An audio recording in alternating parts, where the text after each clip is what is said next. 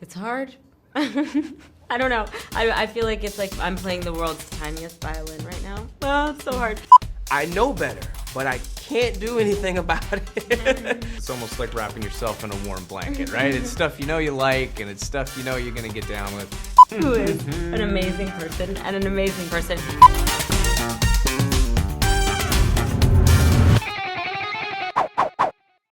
Let's just start with Sosie. I mean, obviously your character goes through quite the ordeal in the film, and your performance absolutely rises to the occasion. I'm just curious what it's like kind of maintaining that level of intensity throughout.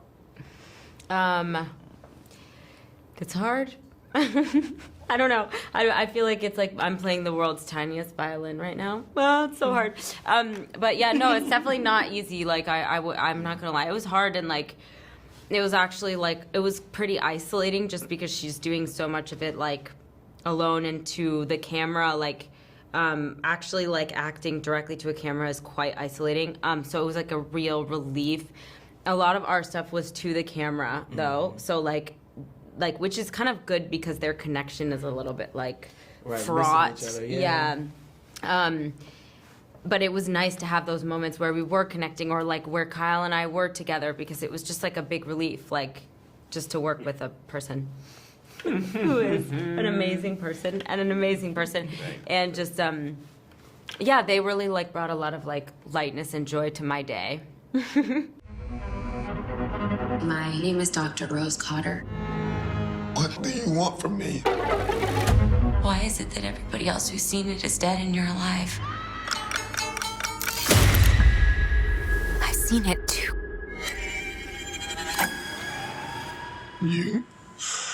You haven't?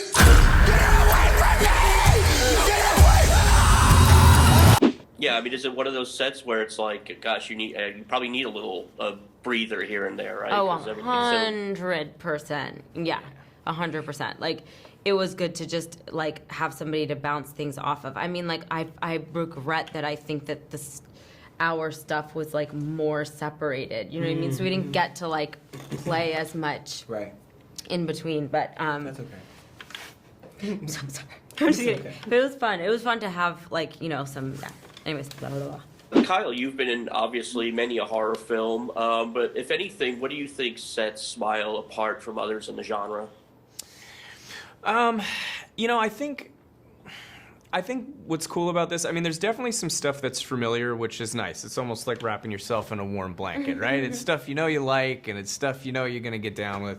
And then, but it takes those things, and I think elevates them in a way that it's done definitely to a very, very high standard. And then you also have, you know, this total other movie that you have this like great building sense of dread. You have a very, very strong, you know, central character who's, the relationships are important, and you know, it really is a good character piece mixed with like a fun popcorn film, mixed with also, you know, this like slow burning stick of dynamite on both ends, you know, type of movie. So it really meshes together a lot of different things, and it handles it really well, which I think sometimes when there's too many ideas, it can sometimes get a little lost, but I think this manages to take so many different things and really make it a good, cohesive film.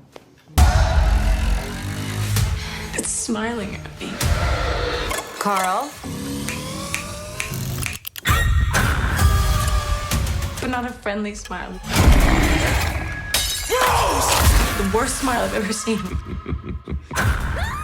Jessie, what made the project intriguing for you, and what do you think its lasting impact on audiences will be? I've said this before, I'll say it 100 times. I think watching this character, Rose, who has this area of expertise now get turned almost against her, and not being able to like tap into that expertise to help herself at all, was so interesting. Sosie did a really great job of portraying that. You know, if like, I know better, but I can't do anything about it.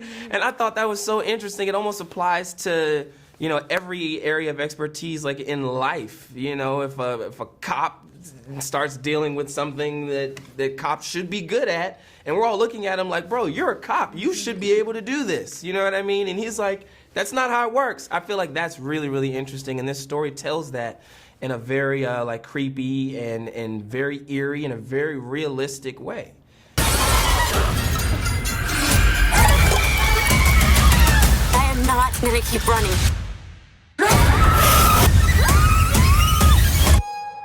I have to face it. Rose. Thank you. You know, it was obviously only a couple years ago that you were finishing up your short, Laura Hasn't Slept, and now here you are promoting the feature. It's a major studio releasing it. I mean, has it all fully sunk in for you yet, this experience? I mean, you know, it's been a wild ride getting me here, and quite a marathon as well. But you know, now that we are here and the movie is coming out, I'm trying to sort of stop and smell the flowers on it finally. And I couldn't be more excited and just sort of honored that Paramount got behind the film in the way that they did. Yeah, I'm sure it was always your goal to make a feature of this, but once you kind of got the green light and you were all in, what were some of the maybe the more surprising challenges that came with making your first feature?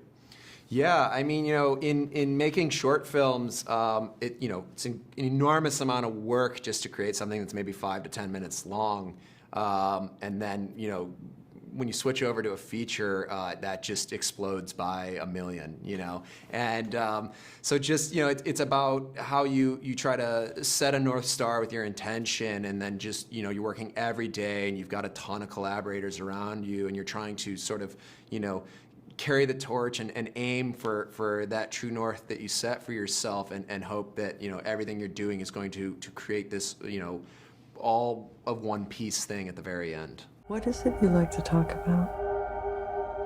Hi, patient. Hi. I know you're nervous. I just want to have a chat. I'm seeing something no one else can see except for me. It's smiling at me. Oh my God! What's really cool about the movie, or one of the cool things, is you know, you're very creative with the camera work. And I think that's something everybody's going to appreciate about the film. Did you take a lot of time, like, sort of storyboarding and planning all of some of these elaborate moves ahead of time? Yeah, definitely. You know, I tend to be a big believer in prep and going in with a major plan. I'm like an obsessive shot lister. You know, I shot list the whole film ahead of time, and then working with my cinematographer Charlie Saroff about going in and like just revising and enhancing and making it better, and really crafting a very specific, bespoke film language that is, you know, really, you know, additive to the experience, both of watching the film and placing the audience in what the character is going through.